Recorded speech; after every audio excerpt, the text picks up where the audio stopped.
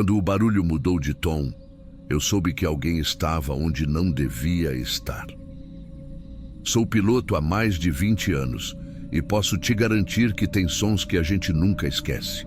O barulho de um motor a jato em marcha lenta, o zunido quando ele começa a pegar força, o estalo da ignição, tudo isso faz parte da rotina. Mas naquele dia, o som não era o mesmo. Parecia que o motor tinha engasgado. E o pior é que por um segundo eu achei que fosse só uma variação normal de potência. Mas não era. Era uma manhã abafada, com aquela luz esbranquiçada de pista molhada. O voo era nacional, um trajeto simples. Eu tinha feito o briefing com a equipe de solo. Estava tudo dentro do padrão. Eles iam finalizar as checagens externas, enquanto eu e o copiloto cuidávamos da cabine. Tudo como sempre. E talvez esse tenha sido o problema. O como sempre. A pressa é o inimigo invisível da aviação.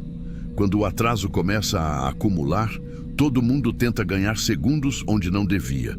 E eu mesmo já tinha visto cada coisa absurda, tipo funcionário passando por baixo de asa, com o motor já girando, só para cortar caminho.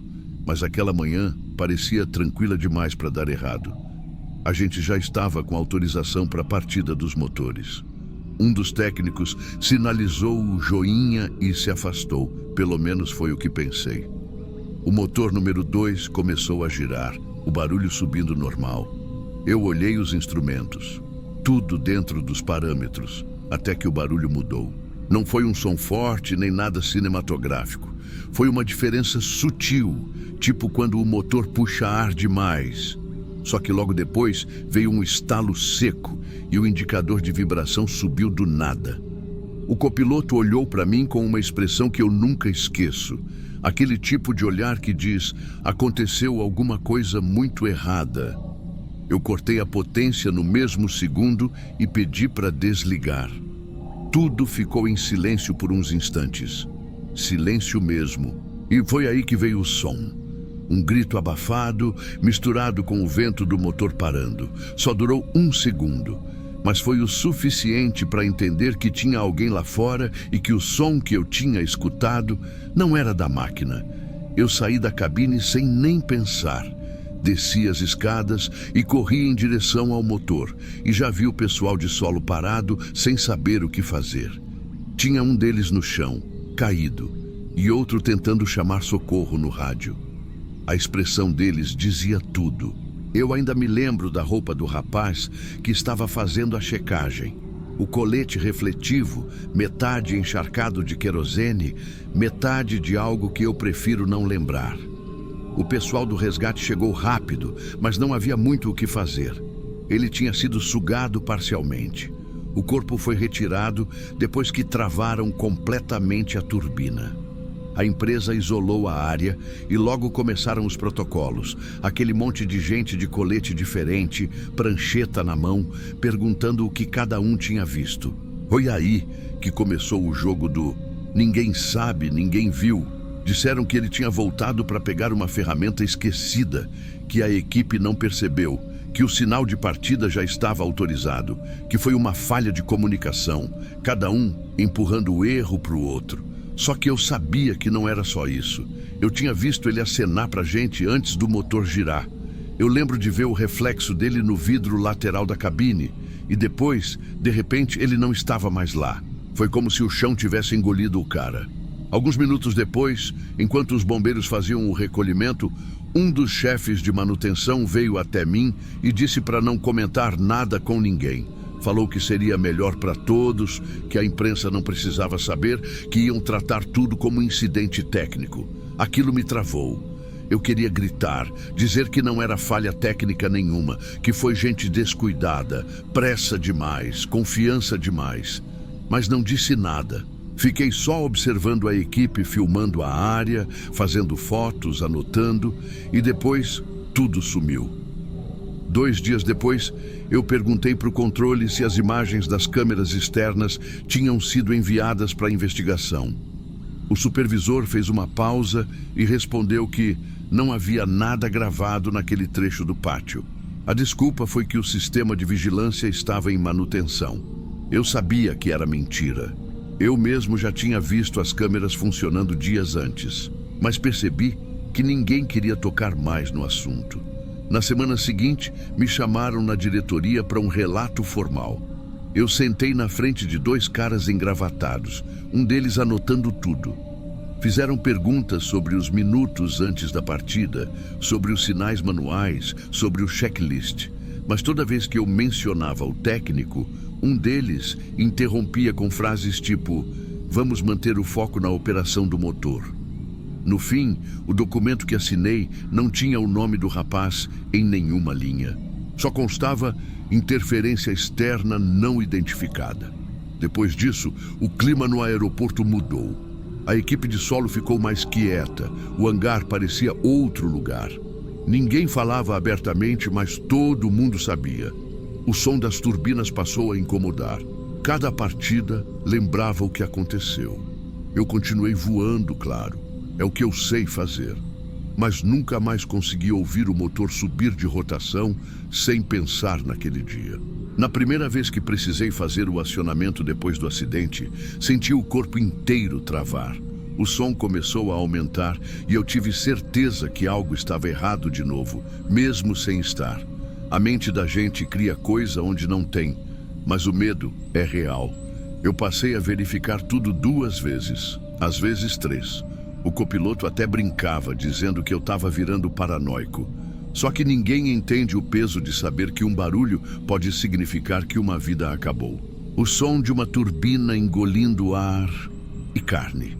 Eu tentei seguir a vida. Não tem como fugir disso na aviação. Mas é como se o barulho ficasse guardado dentro da cabeça, igual um zumbido que aparece quando tudo está silencioso. De vez em quando, durante o táxi ou em inspeção, eu juro que ainda escuto aquele som de novo. É rápido, mas eu sei reconhecer. Não tem nada de sobrenatural nisso, é só o cérebro repetindo o trauma. Só que é o tipo de coisa que te acompanha para sempre. Um dia, meses depois, eu encontrei o irmão do rapaz no estacionamento do aeroporto. Ele também trabalhava lá, mas em outro setor. Ele veio até mim e perguntou se eu estava na cabine naquele dia. Eu disse que sim, e ele só balançou a cabeça. Disse que nunca deixaram a família ver as imagens, que nem sequer liberaram o relatório completo, que contaram uma versão cheia de lacunas. Eu não soube o que responder. Naquela noite, eu fiquei pensando em tudo. Como uma sequência tão simples de tarefas virou uma tragédia. A gente treina para tudo: fogo, pane, evacuação. Mas ninguém te prepara para o som de um ser humano sendo engolido pelo motor que você controla. De lá para cá, a empresa mudou alguns protocolos. Agora ninguém chega perto sem um sinal luminoso adicional. Criaram mais barreiras de segurança. Tudo isso depois que já era tarde. Mas o nome dele nunca foi mencionado em nenhum comunicado oficial, nem no mural interno, nem nas reuniões. Sumiram com ele, como se nunca tivesse trabalhado ali. Eu às vezes fico revendo mentalmente a cena. Penso se dava para ter evitado. Talvez se eu tivesse olhado pela janela um segundo antes. Talvez se a gente tivesse esperado mais um pouco. Mas na aviação, um segundo é tudo que separa o tudo bem do acabou. Hoje, quando estou em solo e escuto o motor começar a girar, meu instinto ainda é segurar a respiração e prestar atenção no som. Se ele mudar, mesmo que um pouco, meu coração dispara. E toda vez que isso acontece, eu lembro daquele dia, do barulho que começou igual a qualquer outro e terminou com o som mais humano que um motor já fez.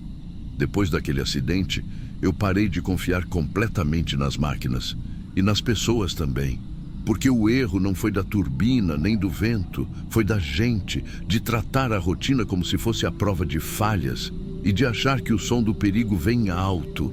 Às vezes ele vem baixo, sutil, quase imperceptível, mas quando muda, você sabe, e eu soube.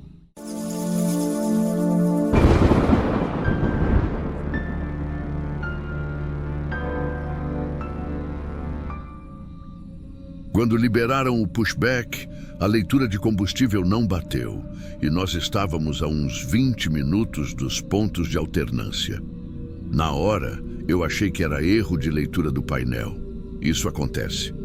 Às vezes o sensor marca um pouco fora e depois estabiliza quando o avião nivela. Mas naquele dia, alguma coisa não encaixava. A gente tinha acabado de sair da inspeção externa, checklist pronto, tudo certo no plano de voo. A equipe de solo confirmou o abastecimento, assinou o papel e o despacho liberou a partida. Eu lembro que ainda olhei o caminhão de combustível indo embora, com o cara do macacão azul acenando, sorrindo, como se estivesse satisfeito. Eu também estava, até perceber a diferença nas medições. O painel marcava menos do que o previsto. Não era muito, coisa de 200 e poucos quilos, mas o suficiente para incomodar. E o problema é que naquele tipo de rota, qualquer margem vira assunto sério. Chamei o copiloto e comentei. Ele respondeu o que todo mundo pensa nessas horas. Deve ser variação do sistema comandante ou erro no sensor. O tempo já estava apertado. A torre chamava para liberar o táxi e a pressão da pontualidade vinha no ouvido. Companhia aérea grande não gosta de atraso. Mesmo que o piloto sinta algo errado, o relógio da empresa corre mais alto. Eu respirei fundo e segui o protocolo. Partimos. Durante a subida, o número começou a cair mais rápido do que devia. Era sutil no início, mas eu já voava há tempo o bastante para saber quando o consumo está estranho. Olhei de novo para o copiloto e ele entendeu sem precisar de palavra. A gente monitorou em silêncio por uns minutos, anotando a média. Nada indicava vazamento, nenhum cheiro, nenhum aviso no painel. Só um consumo fora do padrão. O ar na cabine estava com um cheiro metálico, meio químico, que a princípio a gente atribuiu ao ar-condicionado da aeronave. Só que passou 1 hora e o cheiro continuava. Comecei a tossir, ele também. Ali começou o desconforto real. O plano de voo previa um trecho longo sobre o oceano antes de cruzar para o destino principal. O tempo fechou um pouco e o controle avisou para a gente se preparar para alternar rota. Foi nessa hora que eu fiz as contas. Se a gente seguisse o plano, não teria combustível para chegar no alternativo se desse problema. A ficha caiu devagar, mas quando caiu, veio pesada.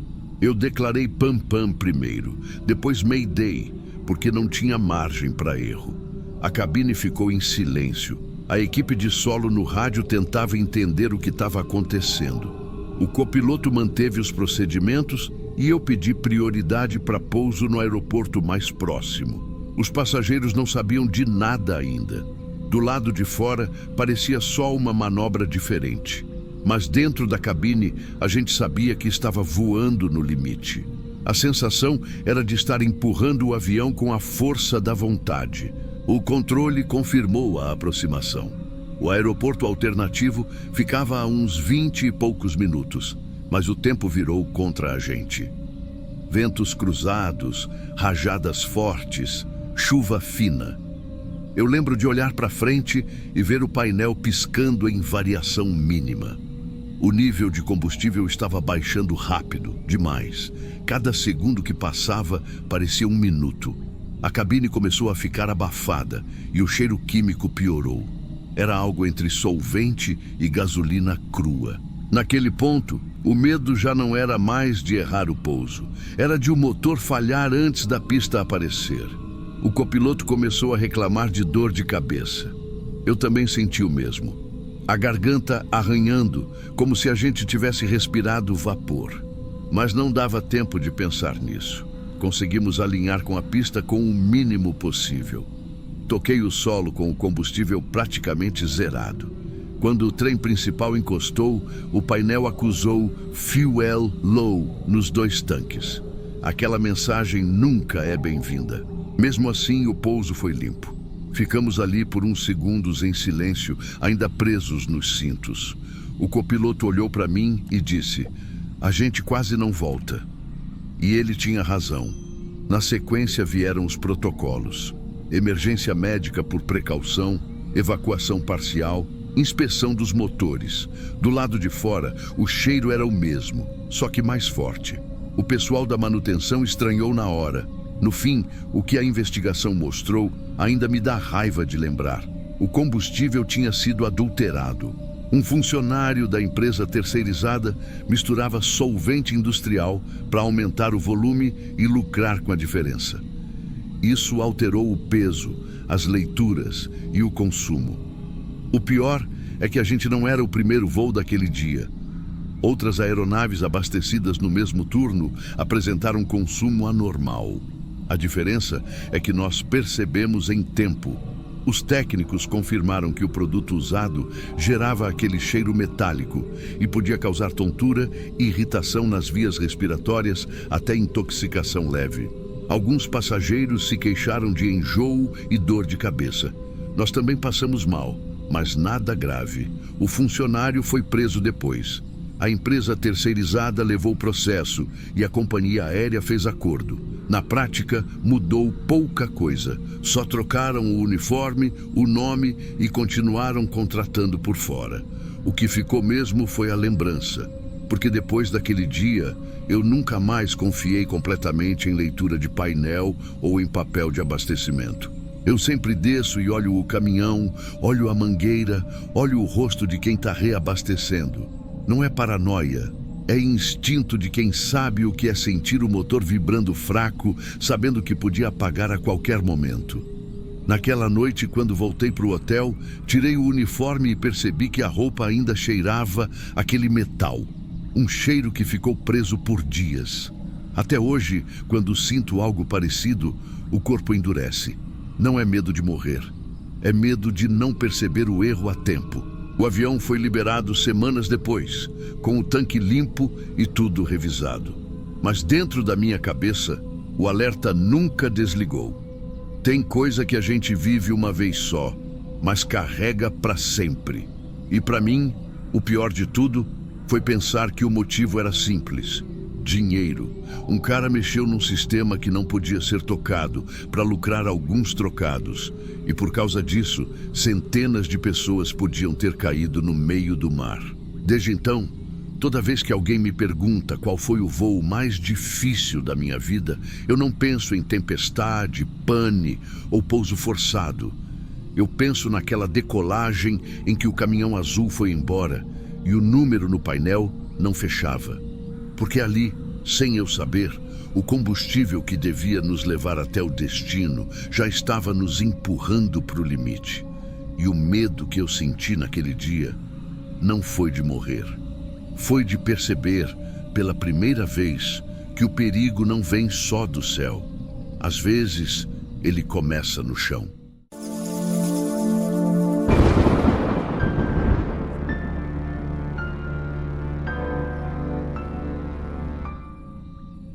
A trava da porta fez um som diferente daquela vez. Um estalo seco, rápido, como se alguém tivesse testado a força dela por fora. Eu e o copiloto estávamos começando o checklist da descida, voo doméstico, cheio, final da tarde. Tudo normal, até aquele barulho.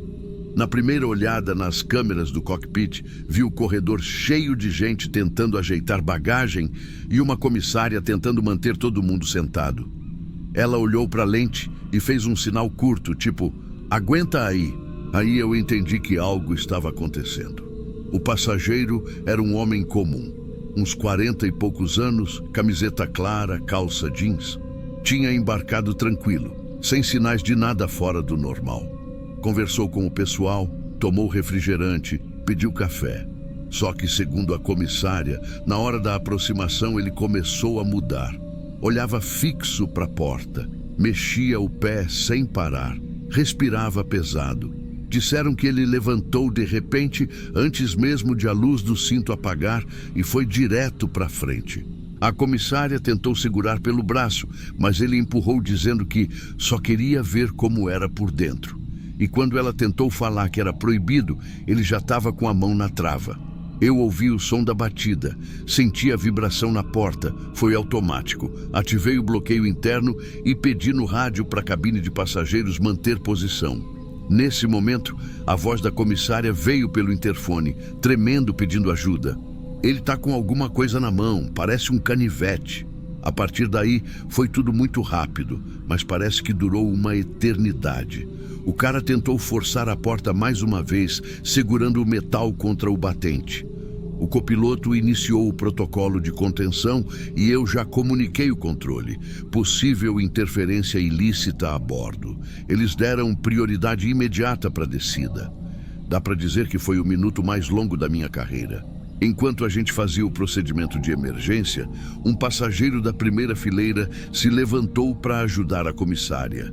O sujeito reagiu com um golpe rápido, um corte de leve no braço do homem que tentou ajudar. Nada grave, mas suficiente para travar todo mundo. A comissária aproveitou o momento de desequilíbrio e empurrou ele para trás, enquanto outro passageiro ajudava a derrubá-lo no chão. Usaram cintos de segurança para prender os braços e as pernas. Quando ela avisou pelo interfone que tinham conseguido contê-lo, o silêncio no cockpit foi total. Nem o copiloto falou nada. Só o som dos motores e o meu coração batendo alto dentro do fone. A descida foi tensa. Cada segundo parecia arrastar. Eu sabia que qualquer coisa podia acontecer. Um segundo de descuido e o cara se soltava de novo. Pedi prioridade absoluta e o controle respondeu que a polícia já estava aguardando no solo. O pouso foi limpo, mas ninguém respirou aliviado ainda. Assim que estacionamos e desligamos os motores, pedi para manter todo mundo sentado. A polícia entrou rápido, junto com a segurança da companhia. O homem continuava gritando frases sem sentido, falando que tinha que mostrar coragem, que queria provar que dava para entrar. Parecia mais um tipo de raiva cega do que um surto. Só que o olhar dele era o que mais incomodava. Não era de medo, nem de arrependimento. Era de quem tinha feito o que queria fazer. Quando o levaram algemado, ele olhou para frente da aeronave e deu um meio sorriso.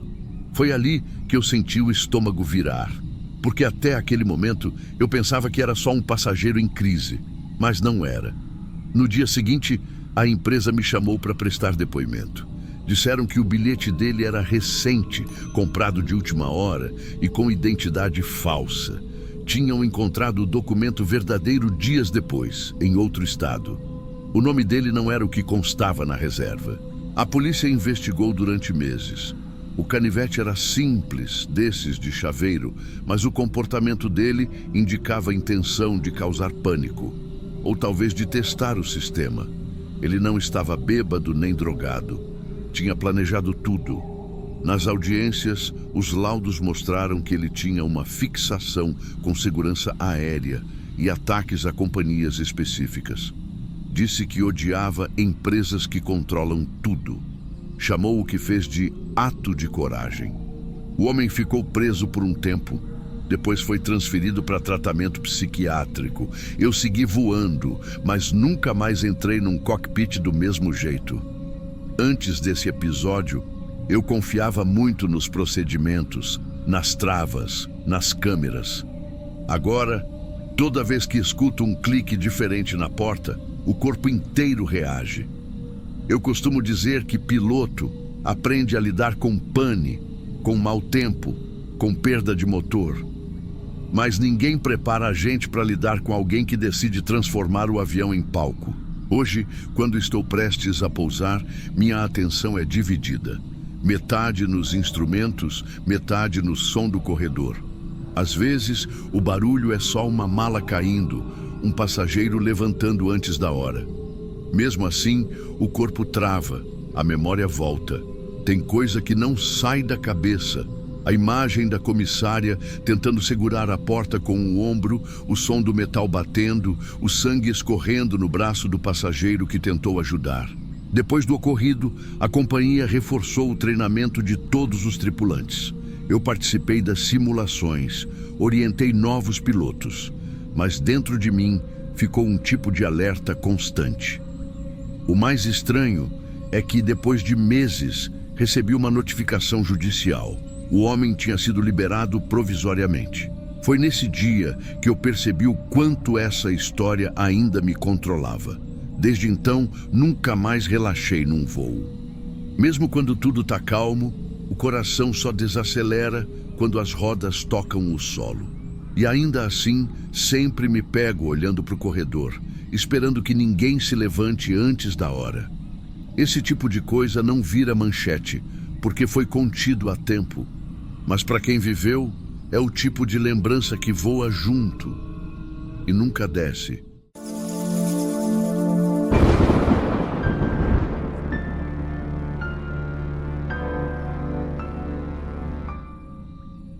E a primeira coisa que lembro é o barulho da escada batendo no metal. Foi um som rápido, seco, que não devia estar ali. Eu estava taxiando o avião até o portão, tudo dentro do normal. E o pessoal de solo já estava fazendo sinal para a gente seguir o procedimento padrão. Só que, de repente, o mecânico do lado esquerdo começou a gesticular de um jeito estranho, como se estivesse vendo alguma coisa fora do protocolo. Na cabine, a gente já estava com os motores em idle, quase cortando. A comissária avisou que tinha um barulho vindo da fuselagem, mas a princípio ninguém deu muita importância. É comum ouvir uns estalos por causa da pressão, principalmente em voo noturno, com o clima mais úmido. Só que o barulho voltou, e dessa vez veio acompanhado de pancada. Parecia gente subindo. Olhei para o copiloto e ele franziu a testa. Antes de qualquer um de nós ter tempo de perguntar no rádio o que estava acontecendo lá fora, veio a batida na porta do cockpit. 3 pancadas, fortes. Eu congelei. A gente só abre aquela porta em situação muito específica e nunca quando ainda há movimento na pista ou enquanto o pessoal de solo está operando. Eu olhei para o monitor interno, a câmera que pega a entrada da cabine, e vi um homem. Estava sujo, com o macacão rasgado e as mãos cobertas de sangue. Ele gritava alguma coisa, mas o áudio interno não captava direito. Só dava para ver que ele estava em pânico, tentando empurrar a trava. Nesse momento, o copiloto acionou o bloqueio de porta e eu chamei o pátio no rádio. A torre respondeu meio perdida, dizendo que tinha um problema de invasão no perímetro. O mecânico confirmou logo em seguida. Tem um homem subindo pela escada lateral. Parece ferido. Foi aí que entendi. Aquele homem não era da equipe. Tudo aconteceu em segundos. A comissária gritou lá atrás que alguém tinha aberto a escotilha de serviço e entrado correndo pela cabine de passageiros. Os passageiros começaram a levantar assustados, alguns gritando. Um deles tentou segurar o homem, mas levou um empurrão tão forte que caiu sobre o corredor. Eu acionei o bloqueio geral, cortei os motores e pedi emergência em solo. O avião ainda estava em posição intermediária, não conectado ao finger, e isso complicou tudo. O homem passou correndo por dentro, tropeçando, olhando para trás o tempo todo. Parecia fugir de alguém. Ele não dizia palavra com sentido, só resmungava, tremendo. A comissária da frente, coitada, tentou impedir que ele chegasse até a cabine. Ele empurrou ela para o lado e bateu de novo na nossa porta. Nessa hora, deu para ver que o sangue não era todo dele. A equipe de segurança demorou menos de 2 minutos para chegar, mas dentro de um avião fechado, 2 minutos parecem uma eternidade. A tripulação começou a fazer contenção improvisada.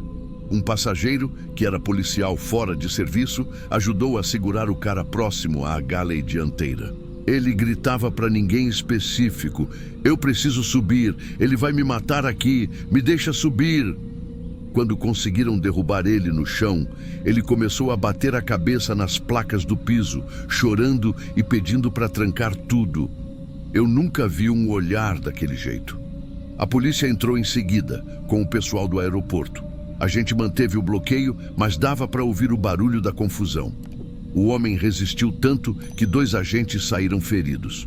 Ele foi contido com uso de força, levado para fora e imobilizado. A escada ainda estava encaixada na lateral da fuselagem, cheia de marcas de sangue. Depois que tiraram ele, o silêncio dentro do avião foi absurdo. Ninguém falava nada. A comissária que tinha sido empurrada estava tremendo, mas sem ferimentos graves. O passageiro atingido pela mala teve um corte leve na cabeça, nada profundo. Mesmo assim, precisou de atendimento.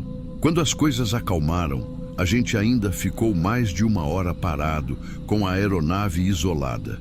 Nenhum de nós podia sair até a perícia do aeroporto liberar.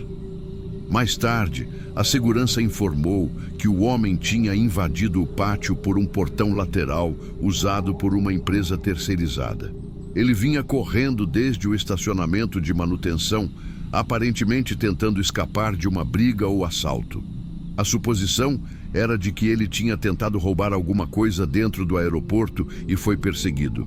O problema é que ele conseguiu chegar até o nosso avião, atravessando uma área que, em teoria, devia estar completamente bloqueada. No dia seguinte, a gerência chamou todo mundo para a reunião. Descobriram que um dos vigias da madrugada tinha deixado o portão aberto por causa de um caminhão de reabastecimento atrasado. Foi ali que o invasor entrou. O cara foi preso, mas pelo que soube, não ficou muito tempo. Dizem que alegou insanidade e que estava fugindo de alguém que queria matar ele, mas ninguém confirmou. O que me marcou foi outra coisa. Quando a perícia terminou e liberaram a aeronave, fui eu mesmo verificar o lado de fora. A escada de acesso ainda estava lá, com os degraus amassados. Tinha marcas de sangue nos apoios e um dos mecânicos comentou que parecia que o homem tinha subido correndo, escorregando, como se alguém realmente tivesse vindo atrás. A câmera externa do pátio mostrou ele surgindo sozinho, do nada, vindo da área escura entre os hangares. Só ele. Nenhum outro vulto, ninguém correndo atrás. Mesmo assim, ele olhava para trás o tempo todo. De lá para cá, eu nunca mais deixei que encostassem uma escada na fuselagem sem eu ver quem está segurando. E toda vez que escuto um barulho metálico do lado de fora à noite, mesmo em voo, eu paro para prestar atenção. Porque depois daquela noite, ficou claro para mim que o maior perigo não é o que vem do céu, é o que consegue subir até ele.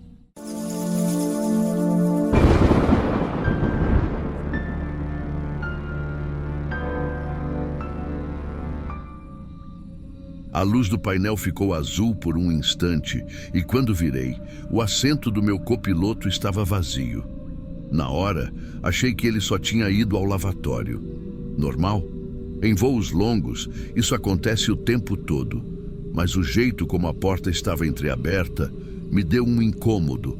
A trava do cockpit nunca fica assim. É protocolo. Se ela abre um pouco, a gente precisa fechar, trancar e confirmar o código no visor.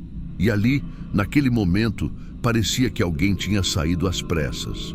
Eu estava em cruzeiro, a mais de 10.000 metros com o automático ativado, e ainda faltavam umas 6 horas de voo até o destino. O silêncio era aquele típico do meio da madrugada, quando nem o rádio traz chamada. E o som da ventilação parecia alto demais. Olhei para o painel. Tudo estava dentro do normal. Pressão, altitude, rota. Só aquele detalhe da luz azul. Piscou, voltou ao branco, como se algo tivesse reiniciado. Chamei ele pelo rádio interno. Nenhuma resposta. Tentei de novo, mais firme. Carlos, está ouvindo? Nada. Nessa hora já começou a subir aquela sensação de que algo estava errado. O copiloto sempre avisa quando precisa levantar. Ele tinha saído calado e o tempo já estava passando. Destravei a cadeira, puxei o microfone para cima e fiquei de olho nos indicadores enquanto me levantava. Passei a mão na maçaneta e senti o frio do metal. Não sei explicar, mas me deu um arrepio. Abri a porta com cuidado. O corredor estava todo apagado. Só uma luz fraca no chão, dessas de emergência, iluminava a base. Olhei para os lados. Nenhum som, nem o barulho de alguém andando. Segui até o final do corredor. E foi quando vi uma coisa que me travou por uns segundos. A cortina do serviço de bordo estava meio aberta e atrás dela tinha alguém encostado na parede.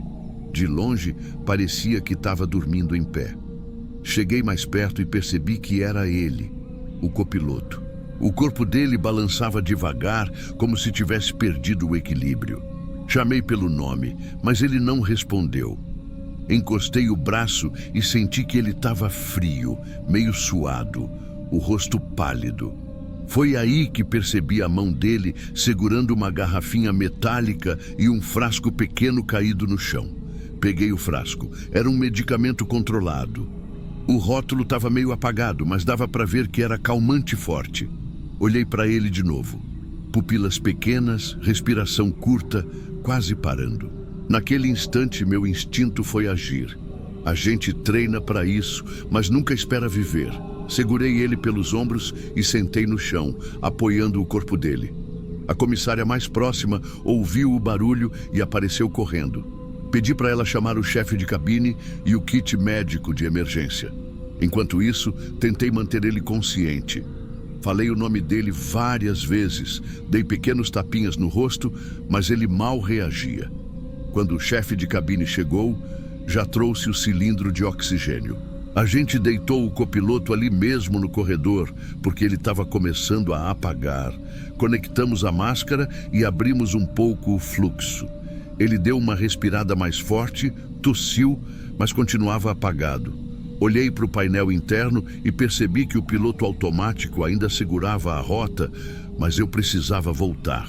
Deixei o chefe de cabine com ele e corri de volta para o cockpit. Fechei a porta, conferi todos os parâmetros e declarei emergência médica no rádio. A torre respondeu rápido, pedindo para confirmar tipo de situação. Eu expliquei que o copiloto estava incapacitado e que o voo seria assumido por mim sozinho. Pediram se havia médico a bordo. Chamei pelo interfone e uma passageira se apresentou, anestesista.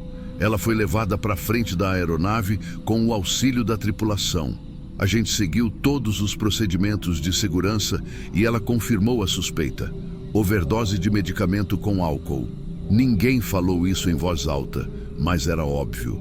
A garrafinha tinha cheiro de bebida e o frasco de remédio estava vazio. A anestesista conseguiu estabilizar a respiração dele com oxigênio e monitoramento simples, mas a pressão estava caindo. Nesse ponto, eu já tinha decidido, ia desviar o voo. Solicitei prioridade para pouso no aeroporto mais próximo. A torre me deu rota imediata. Enquanto descia, percebi o quanto o peso da responsabilidade muda de uma hora para outra.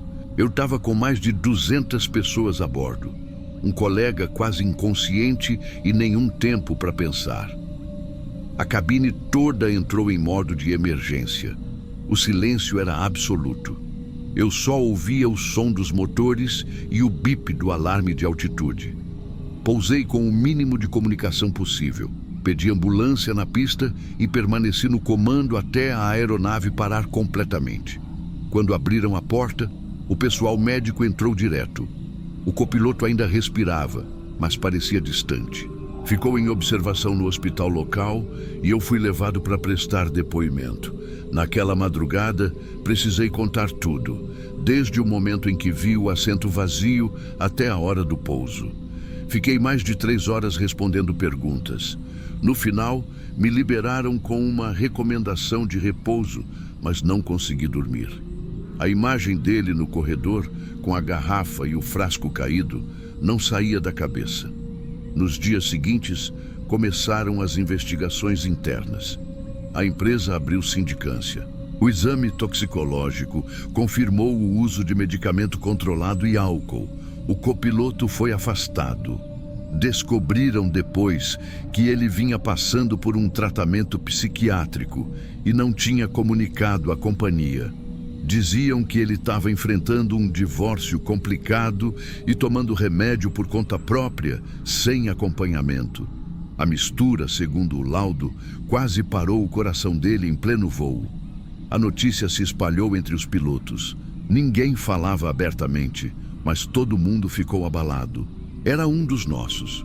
Um cara bom, experiente, sempre calado, mas dedicado. Eu me senti culpado por não ter percebido antes. Agora, olhando para trás, lembro que ele estava estranho desde o embarque. As mãos tremiam um pouco e ele evitava contato visual. Durante o briefing, respondeu tudo certo, mas com voz baixa, distraída. Na hora, achei que era cansaço. Nunca pensei que seria outra coisa. Na aviação, a gente convive com pressão constante. horas sem dormir, fuso horário, responsabilidade enorme. Qualquer falha pode custar vidas, mas ninguém ensina como lidar quando o problema vem de dentro da própria cabine. Depois do caso, a companhia criou um protocolo novo para monitorar a saúde mental dos tripulantes. Psicólogos começaram a fazer entrevistas periódicas e os relatórios médicos ficaram mais rígidos. Para mim, isso veio tarde demais. Eu nunca mais consegui voar com a mesma tranquilidade. Durante meses, sonhava com a cena. A luz azul piscando, o assento vazio, o corredor escuro. Era sempre igual. Eu levantava, abria a porta e via o copiloto parado. Só que dessa vez, ele olhava para mim com os olhos abertos, fixos, sem respirar. Acordava suando, com o coração disparado. Voltei a voar depois de uns 2 meses, mas tudo parecia diferente. O som do painel, o toque da alavanca, até o cheiro da cabine. Eu revivia aquele momento cada vez que meu colega saía para ir ao banheiro. O pior é que, por fora, ninguém percebe. O comandante tem que parecer calmo o tempo todo. Não pode demonstrar medo nem dúvida. Mas por dentro, eu sabia que algo tinha quebrado. A família dele entrou com processo contra a empresa, dizendo que não ofereceram suporte psicológico adequado. A empresa se defendeu, alegando que ele omitiu o uso de medicamento e que assinou o termo de aptidão.